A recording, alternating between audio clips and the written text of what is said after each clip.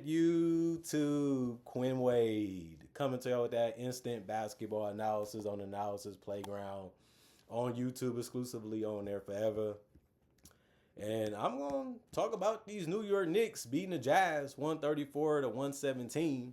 The Knicks go to 42 and 25. The Knicks also are 19 and 16 on the road. The Jazz go to 20 and 46, 12 and 22 at home. Knicks wins the season series 2-0, as they should have. And it's good that they did. They needed to get another win. They're still in the battle for those top seeds in the East. While the Jazz are trying to figure out what they're going to do next season and who they're going to play and who they're going to possibly get in free agency and in the draft. But the Jazz, 41-26 in that first quarter, got a big lead. Then they lost it slowly. 30-24 for the Knicks in the second. 40-29 for the Knicks in the third. And then they lost a fourth quarter, 38-23 against the Knicks. So 3 straight bad quarters for the Jazz.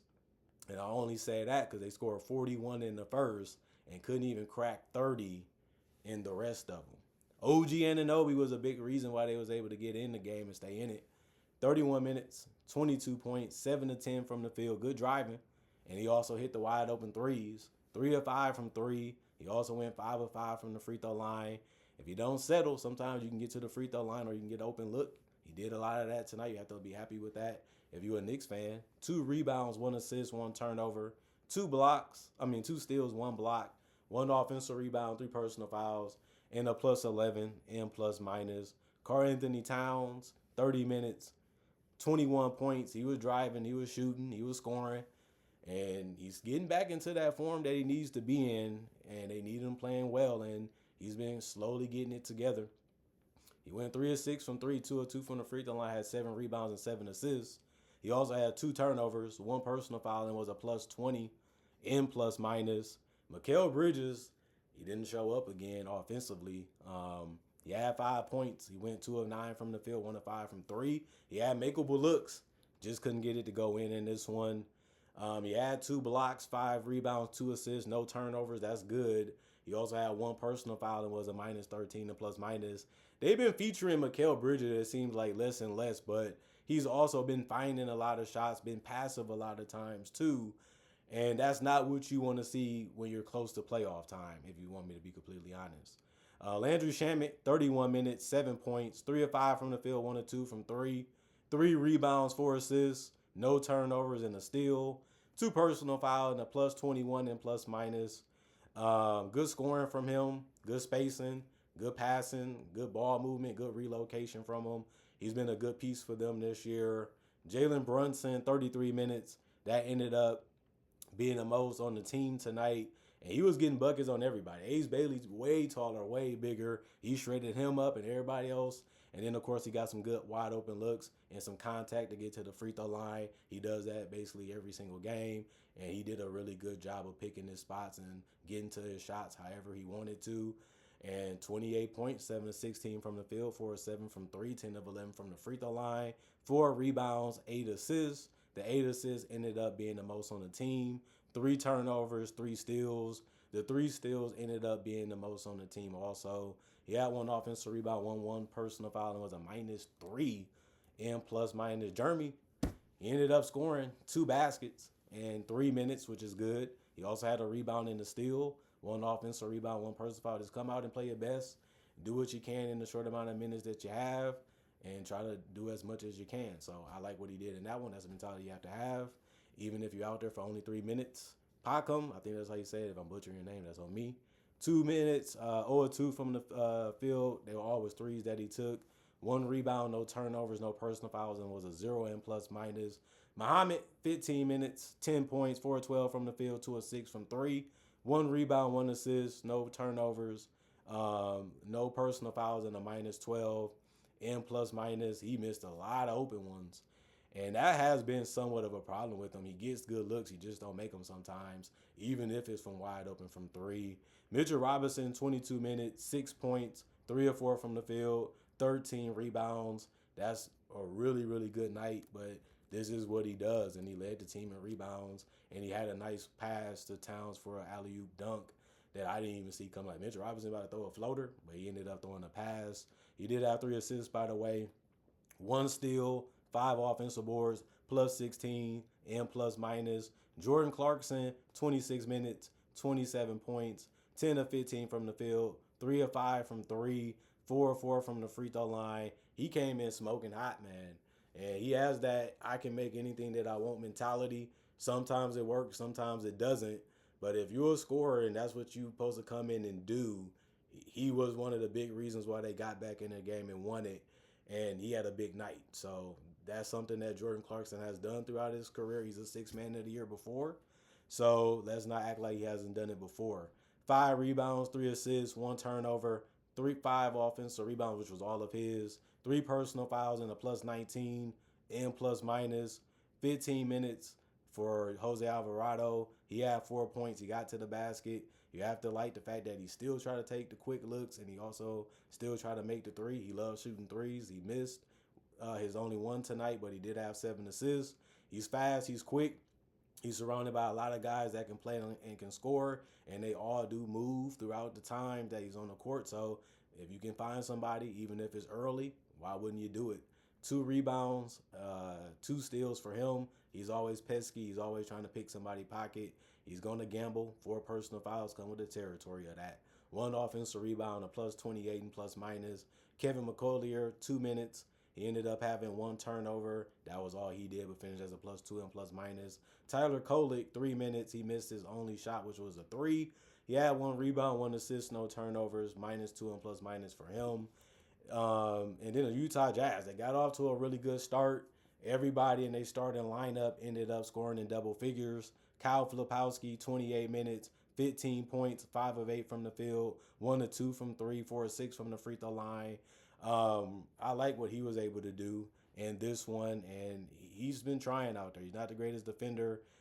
Sometimes he can miss the easy ones, he can miss the open ones, but that's welcome to being an NBA player.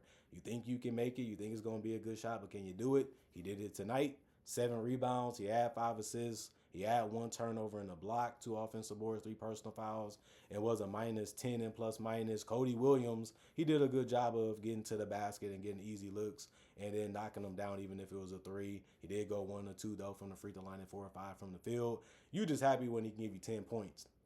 If he gives you 10 points or more, you're happy because he doesn't do it enough, and you just want to see him eventually be able to do it since he's still a young player. 2 rebounds, 5 assists, 1 turnover in a block, 1 personal foul in a -14 in plus minus. Bryce Cinnabog, 30 minutes, 29 points.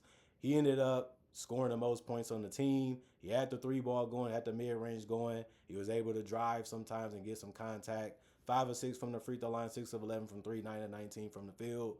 5 rebounds, 5 assists, 4 turnovers in the steal, 4 offensive rebounds, 4 personal fouls, and a -8 and plus minus. Keontae George, 20 minutes. He ended up getting injured with a hamstring, but he was balling out. 14 points, 6 of 10 from the field, 1 of 2 from 3, 1 of 1 from the free throw line, 2 rebounds, 5 assists, 1 turnover, 1 steal, 1 personal foul, and a +8 and plus minus. And then Ace Bailey, his jump shot was going tonight. And when his jump shot is going, it's just a beautiful thing to see. And I'm happy that he had a good game because he had some rough ones. And this was definitely one of the best of his season. Like I said, I've been watching all the games.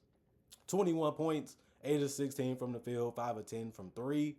4 rebounds, 2 assists, 1 turnover, 1 steal, 3 personal fouls, and 1 offensive board, a +3 and plus minus. Kevin Love, 10 minutes, 6 points, 2 of 4 from the field, 2 of 3 from the three-point line, 6 rebounds, 2 assists, 1 turnover, 1 steal. He had 1 offensive board and a +13 and plus minus. He's still getting it done. Still got to guard him. Still got to respect him. And, of course, he's going to try to grab as many rebounds as he can that's in his area. Job well done. Oscar, 15 minutes, 2 points, 1 of 3 from the field, 1 rebound, 1 assist, 2 turnovers, and a steal. He had 1 offensive board and 1 personal foul and was a +5 and plus minus. Elijah Harkless, 20 minutes, 5 points. He went 1 of 6 from the field, 1 of 4 from 3. He had 1 turnover, 1 steal, 1 block, 2 personal fouls, and was a -31 and plus minus. Isaiah Collier, 19 minutes, 9 points. That ended up being the most off the bench because he also took the most shots, which was 11.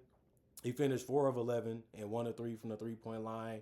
He's like a running back, man. He's gonna run to that basket, and he don't care who's in front of him. That's something that I've been watching him do this entire season. And sometimes it can collapse the defense. Sometimes he might think he's gonna go there, so I might as well pass it. That works too because they still open and still got good looks. But this is how he plays, and it works. 2 rebounds, 5 assists, 1 turnover, 1 personal foul, and a -20 and plus minus. And then Anderson Garcia, I think that's how you say it, 25 minutes, and that was the most off the bench. 6 points, 2 of 5 from the field, 2 of 2 from the free throw line. He ended up having 9 rebounds off the bench. That was the most, and that actually was the most on the team. And that was a good thing. That's a fundamental thing that you gotta like to see him doing well already. And then he had 2 turnovers, 1 still in the block. You gotta protect the paint. Gotta make things tough if you can. He did have 5 offensive rebounds out of the 9. He did have 4 personal fouls. He did have a -31 and plus minus by the end of the game. The Jazz didn't play that bad in this one. They just couldn't defend, and that's been their problem all year, especially when it comes to guys getting to the paint or finding a way to get somebody that's already in the paint. 48% from the field for the Jazz, 52 for the Knicks, 50% from three for the Jazz, 43 for the Knicks, and then 79 percentage from the free throw line is what they shot.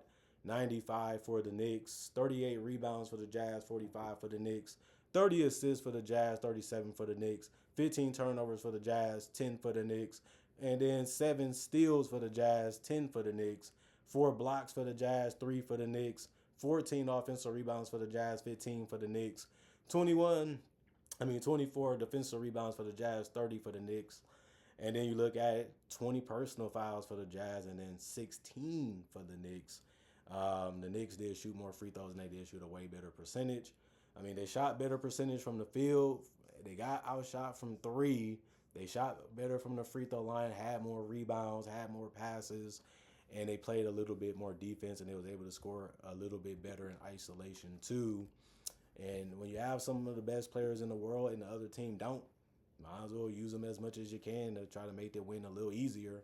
And the more attention they get, other guys can be able to feed off of it and get easy and good looks. And then everybody got to communicate and try to be on the same page defensively.